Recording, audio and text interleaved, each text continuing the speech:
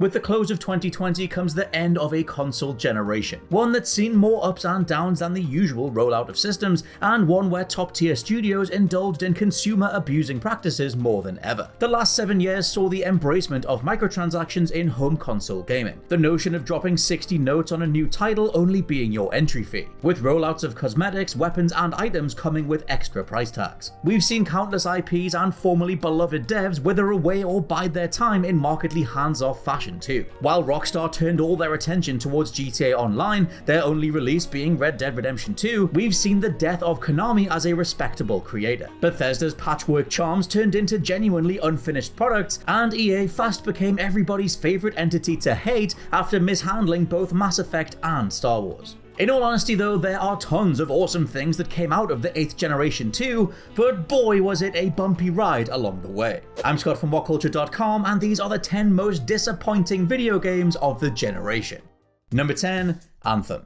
If we're talking disappointments, we have to factor in how much potential something had, how excited people were in the run-up to launch, and what the final product actually was. In Anthem's case, yes, this was the next IP from BioWare, but it was a BioWare that had been notably misfiring the entire decade. Where Dragon Age Inquisition was solid enough, if not terribly paced, Mass Effect 3 delivered a notably divisive ending, and Mass Effect Andromeda was a total laughingstock. Very few people actively believed Anthem would turn that spiraling momentum around, and the game we got was every bit the corporate cash cow wannabe nobody wanted. EA and BioWare have vowed to reboot Anthem going forward, but at this stage it feels like the servers are only online through sheer denial, because the writing has been on the wall from day one.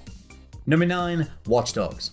2014 feels like a lifetime ago, but Watch Dogs was the first major title we were all pinning our next-gen hopes on, only for its launch to be a total disaster. Watch Dogs practically invented the term downgrade after we got eyes on the retail version versus what we were sold at E3 beforehand. Things also got so much worse immediately after. Turns out players on PC realized they could turn various features back on to restore Watch Dogs visuals to something resembling the promotional footage, confirming that the PS4 and Xbox One were notably underpowered compared to what the developers were aiming for. Watch Dogs itself was a solid enough open world game with a neat hacking mechanic, but it would take Watch Dogs 2 to actually deliver on that potential. Even today, I don't feel like Watch Dogs is the Assassin's Creed successor that Ubisoft pegged it as, and that's a huge missed opportunity. Number 8, Mass Effect Andromeda. Back to BioWare, as again it was hard to truly believe Andromeda was going to be anything remarkable after the promising Shadow Realms was cancelled and the devs themselves seemed allergic to showing anything off. We'd later find out this was down to Andromeda practically being on fire during its entire development, the initial No Man's Sky style project goal of a larger interactive galaxy being slowly sliced to pieces until it resembled what we got. Our first glimpse of gameplay came from the Game Awards in 2016, the reality setting in that this needed way more time in the oven. Facial animations were hilariously bad, but that was nothing compared to the pre-launch exclusive access window of Andromeda's first 10 hours. Here is where all hell broke loose. The GIFs were everywhere, but this was just the tip of the iceberg. BioWare's Montreal studio should be commended for getting the game shipped, but it was clear Andromeda was a product of corporate necessity, capitalizing on various deluxe editions promising content that never came, and a title pushed out the door with multiplayer microtransactions prioritized to cash in no matter what. Number 7, Tony Hawk's Pro Skater 5.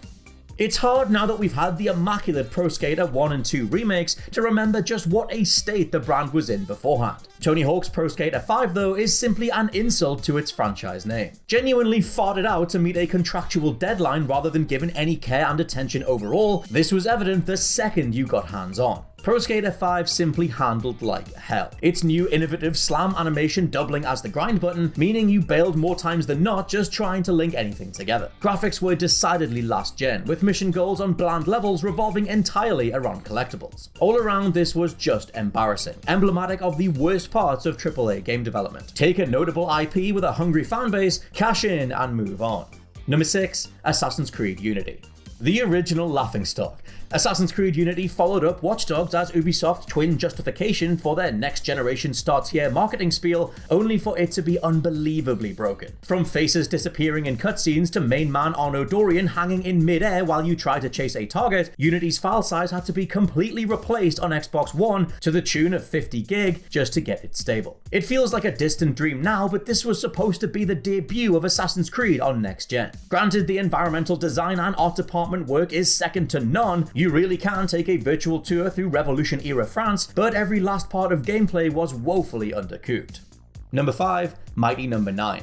As we've found across the generation, fan funding can be a mighty poisonous double-edged sword. On the one hand, you've got titles that deliver exactly what they set out to do, like Bloodstained Ritual of the Night, but on the other are the goddesses of this world, or more disastrously, the Mighty Number 9s. Assembled as a spiritual successor to Mega Man, because KJ Inafune couldn't get Capcom to greenlight an official sequel at the time, Mighty Number 9 hoovered up $3.8 million to deliver such a dream project, only to then spend the money in all the wrong places. See, Mighty Number 9's original project goal was based around acquiring just $900,000. When over 4 times that amount came in, Inti Creates began working on way too many versions of the same game at once. They added features nobody wanted and stretched themselves way too thin, resulting in a title that looked like a cheap knockoff to the main brand rather than a loving continuation. Also, the less said about crying anime fans on prom night, the better.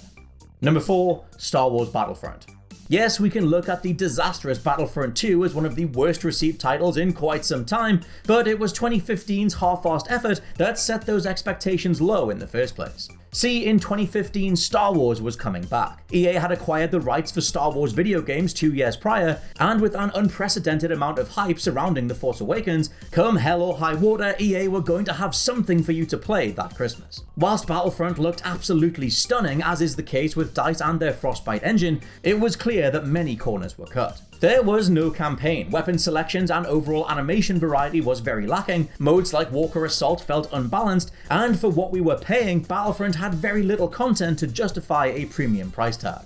Again, like always, the fix was to move on to a sequel, meaning this return installment was quickly forgotten about. Number 3. Fallout 76. Fallout 76 wasn't disappointing because we all had massively high expectations for it as an individual game, but more for how Bethesda would surely pull their act together after Fallout 4. Whilst that game is divisive at best, it showed to fans and detractors alike that the studio's insistence on using the same outdated tech over and over was going to hit breaking point eventually. Fallout 76 is every bit that breaking point. In mission statement to final product, its inexcusably broken launch state to the whirlwind of consumer abusing insanity that became its pre-order bonuses and monthly rollouts. All the while, the microtransaction storefront was functional, as it always is in every broken game. But playing Fallout 76 felt like an alpha for something that never came. Storage chest glitches wiped out entire inventories overnight. The most loyal fans were lied to about which version of a deluxe edition bag they were getting, and all round there was an air of being thoroughly disappointed. In Fallout 76, sure, this was coming after Fallout 3 and New Vegas were received with open arms, but also disappointment in Bethesda for falling quite so far. Number 2. Destiny. Never before has a game so half-baked, so disastrously handled during development, and so thoroughly deflating still gone on to influence an entire wing of the AAA market. Yes, we can point to Overwatch as popularizing loot boxes in 2016, but it was Destiny's attempt to mesh MMO game design with a set of enjoyable gameplay mechanics that everybody from Agents of Mayhem to the Avengers totally ran with. Still, Destiny 1 was such a monumental cock-up, you had to convince yourself it was fun to play. The sort of game where the fanbase itself admitted they have an addiction problem, and average playtime across those who stuck around was a whopping 500 hours per person. Yes, Bungie's immaculate shooting kept us glued to the screen, but because of Activision's 10-year plan for the IP, at some point Bungie had to abandon stapling this together and just move on to Destiny 2. And number 1, No Man's Sky. I'll stress all day long that personally I've always loved No Man's Sky, and what Hello Games have turned it into is nothing short of remarkable. However, this is single-handedly the most misled and disappointed a mass audience was across the entire generation. The fake tech demos showing features that weren't even coded yet. The runaway hype that pretended this indie game being developed by 13 people could somehow be a Star Citizen. Every part of the lead up to No Man's Sky seemed destined to fail in retrospect, and yet we all went along with it. Creative director Sean Murray has more than been dragged for getting far too carried away with what the game was going to be versus the reality of what was in development, but his comments do factor massively into how disappointed people felt. Big talking points like two players finding each other happened on day one, only there were no character models or recognition on the game side to acknowledge what was happening. Immediately, the lie of No Man's Sky was unraveling, and what followed was a year of radio silence from Hello Games, while the industry reckoned with both its own hype cycle machinations and the reality of what was sold. 4 years on, Hello Games have completely overhauled No Man's Sky, turning it into one of the most unique and enjoyable sci-fi survival games of all time. It's a testament to perhaps the only good thing to come out of all of this, that if your core idea is good enough and enough people want it to succeed, genuinely flawed ambition can turn into true brilliance. Still, here's hoping the next generation of consoles do not repeat the same mistakes of the past. And that's my wrap up of the 10 most disappointing video games of the generation. It's been one hell of a 7-year chunk. Let me know which disappointing games you love to hate down in the comments, and please get subscribed to the WhatCulture Gaming Podcast. We're on Spotify, Podbean, iTunes, and whatever else you can think of. For now, I've been Scott from WhatCulture.com, and I'll catch you soon.